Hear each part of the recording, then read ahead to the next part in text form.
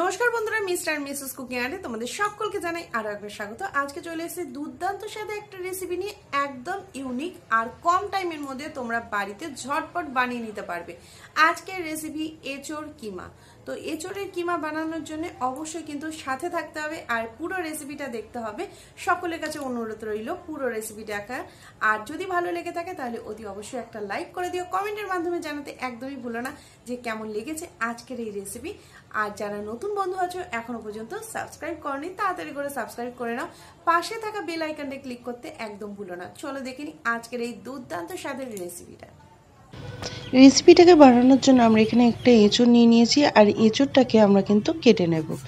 এইভাবে এঁচোড়টাকে কেটে নিয়ে আমরা প্রথমে মুখটাকে ছাড়িয়ে নিলাম। আর এঁচোড়টা কাটার আগে হাতে একটু যদি আমরা সর্ষের তেল মেখে নিই তাহলে কিন্তু এঁচোড় থেকে যে তেলটা সেটা হাতে লাগবে না। আর এইভাবে কেটে নেওয়ার পরে এঁচোড়টাকে অবশ্যই জলের মধ্যে রেখে দিতে হবে। এঁচোড়টা যদি জলের মধ্যে রেখে দিই তাহলে আটাগুলো কিন্তু একদম ভালোভাবে ছেড়ে যাবে আর আমাদের কাটতেও সুবিধা হবে। এঁচোড়টা কেটে নেওয়ার পরে ভালো করে ধুয়ে নিয়ে আমরা একটা প্রেসার কুকার বসিয়ে নিয়েছি আর তার মধ্যে দিয়ে দিচ্ছি জল। জলের মধ্যে আমরা এঁচোড়গুলোকে দিয়ে দিলাম। আগে এঁচোড়গুলো আমরা সেদ্ধ করে নেব, তারপরে কিন্তু আমরা পরবর্তী পদ্ধতিতে যাব। এঁচোড়গুলোকে দিয়ে দেওয়ার পরে এর মধ্যে দিয়ে দিচ্ছি সামান্য পরিমাণে নুন আর হলুদ। হলুদটা দেওয়ার কারণে এঁচোড়ের কালারটা খুব সুন্দর থাকবে। এরপরে আমরা এখানে 3টে সিটি মেরে নিয়ে আমরা নামিয়ে নিয়েছি। আর দেখতেই পাচ্ছেন এঁচোড়গুলো কিন্তু ভেঙে যায়নি, কিন্তু নরম হয়ে গেছে। এই রকম পর্যায়ে নামিয়ে নেওয়ার পরে কড়াইয়ের মধ্যে দিয়ে দিয়েছি সর্ষের তেল, দিয়ে দিয়েছি তেজপাতা, শুকনো লঙ্কা আর গোটা জিরে। দেওয়ার পরে এটাকে ভালো করে একটু নাড়তে হবে আর খুব সুন্দর যাতে একটা গন্ধ বাড়ায়। দিয়ে দিয়েছি একটা পেঁয়াজ। এখানে আমি একটা পেঁয়াজ ভালো করে ছোট ছোট করে সরু সরু করে বেরেস্তার মতো কেটে নিয়েছি। নেওয়ার পরে এটাকে ভালো করে নাড়তে হবে যাতে পেঁয়াজটা ব্রাউন কালার হয়ে আসে আর যে মশলা থেকে ভালো গন্ধ বাড়ায়।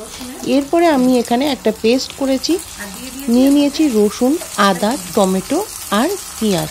একটা পেঁয়াজ আমি এইভাবে কেটে দিয়েছি আর একটা পেঁয়াজ কিন্তু আমি এর মধ্যে বেটে দিয়েছি।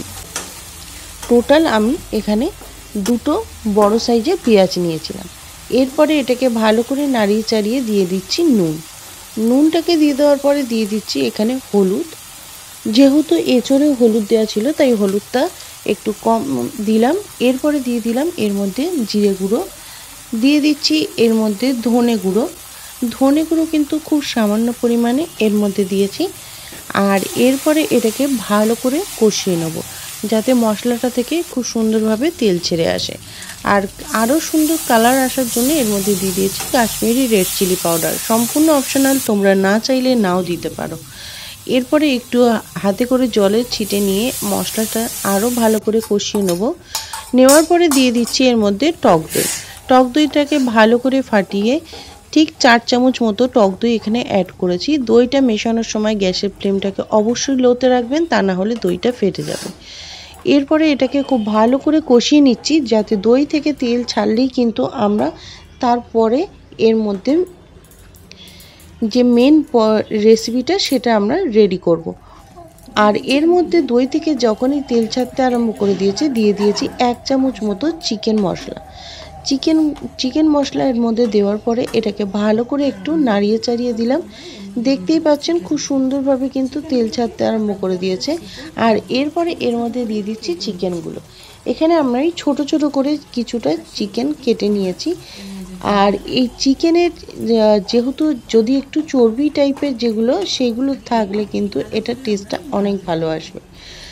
এরপরে এটাকে ভালো করে নাড়িয়ে চাড়িয়ে নিয়ে আমরা খুব ভালো করে কষিয়ে নিচ্ছি যাতে মশলাটার সাথে চিকেনগুলো খুব ভালো করে কষিয়ে নেওয়া হয় আর মশলাটা চিকেনের ভেতরে খুব ভালো করে চলে যায়।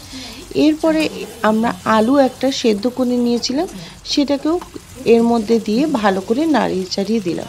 দিয়ে দিয়েছি এঁচোড়গুলোকে সেদ্ধ করা এঁচোড়গুলোকে ভালো করে কষিয়ে নিচ্ছি যাতে মশলাটার সাথে খুব সুন্দরভাবে কষানো হয় আর সমস্ত মশলাগুলো যাতে এর মধ্যে লেগে যায়। ভালো করে কষিয়ে নেওয়ার পরে এর মধ্যে দিয়ে দিচ্ছি অল্প পরিমাণে জল। এই রান্নাটা কিন্তু একদম বেশি জল দিলে ভালো লাগবে না, একটু ঘন হলে ভালো লাগবে। তাই অল্প পরিমাণে জল দিয়ে ধনেপাতা কুচিটা আমরা দিয়ে দিয়েছি। দিয়ে দেওয়ার পরে এটাকে ঢাকা দিয়ে আমরা বেশ কিছুক্ষণ হতে দেবো। আমরা ঢাকা দিয়ে এটাকে দেখেই নিচ্ছি, খুব ভালো করে এটাকে হতে দিলাম। আর ঠিক 15 থেকে 20 মিনিট এটা হতে টাইম লেগেছে, কারণ এখানে আলু আর এঁচড়গুলো কিন্তু সেদ্ধ করা ছিল, আর চিকেন কিমাগুলো এতটাই ছোট ছিল যে এখানে তাড়াতাড়ি হয়ে যাবে। দিয়ে দিচ্ছি এর মধ্যে সামান্য পরিমাণে চিনি, আর দিয়ে দেব ঘি। সবার লাস্টে অবশ্যই এইটাতে একটু চিনিটা দেবেন আর একটু ঘিটা দেবেন, তাতে স্বাদটা অনেক ভালো আসবে। দেওয়ার পরে এটাকে খুব ভালো করে নাড়িয়ে চাড়িয়ে দিলাম, আর ভালো করে মিশিয়ে দেওয়ার পরে চিনিটাকে এর মধ্যে থেকে যে তেজপাতাটা সেটাকেও সরিয়ে ফেললাম।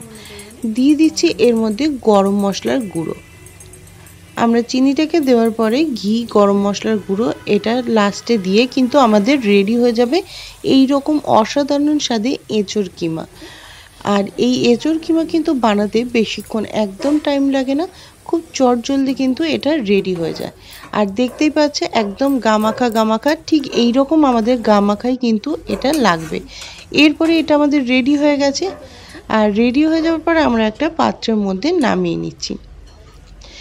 দেখতে যেমন সুন্দর হয়েছে, গন্ধটা কিন্তু অসাধারণ, আর খেতে জাস্ট দুর্দান্ত। অবশ্যই এটা বাড়িতে ট্রাই করবেন। এখন কিন্তু এঁচড়ের সময় এই রেসিপিটা যদি ট্রাই না করেন অতি অবশ্যই মিস করবেন। তাই এই রেসিপিটা একবার হলেও ট্রাই করবেন। এই রেসিপিটা কিন্তু তোমরা ভাত, রুটি, পরোটা, লুচি সবার সাথেই কিন্তু ট্রাই করতে পারো, খেতে লাগে অসাধারণ। অবশ্যই তাহলে এই রেসিপিটা ট্রাই করে জানিও যে কেমন লাগলো আজকের এই রেসিপিটা। আর এই রকম কম উপকরণে চটজলদি একটা এঁচড় কিমার রেসিপি বাড়িতে অবশ্যই ট্রাই করে দেখো, আর জানাতে একদমই ভুলো না যে কেমন লেগেছে আজকের এই রেসিপি।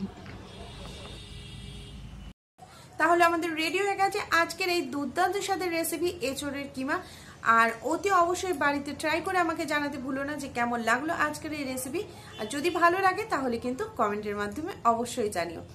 আর যারা এতক্ষণ পর্যন্ত এই ভিডিওটা দেখছিলে তাদেরকে অসংখ্য ধন্যবাদ।